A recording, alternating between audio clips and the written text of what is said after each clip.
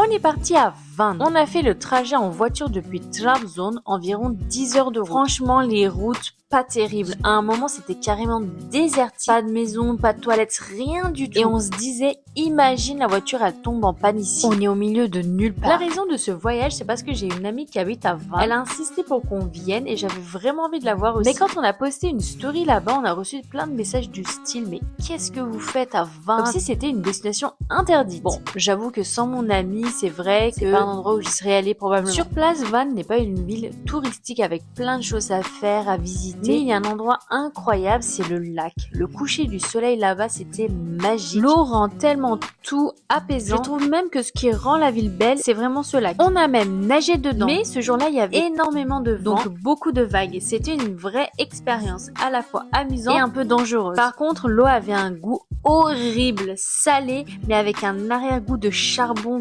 dégueulasse, vraiment bizarre. Le premier jour, mon ami nous a préparé un petit déjeuner de folie. Franchement, on aurait dit un buffet d'hôtel, elle est trop forte. Ensuite, on a visité une mosquée, puis le musée de Van, et on est allé manger dans un resto populaire avec des plats typiques. C'était super bon. Et ce que j'ai vraiment retenu de Van, ce sont les gens. Tout le monde là-bas était incroyablement gentil et accueillant. Et ça change tout dans un voyage.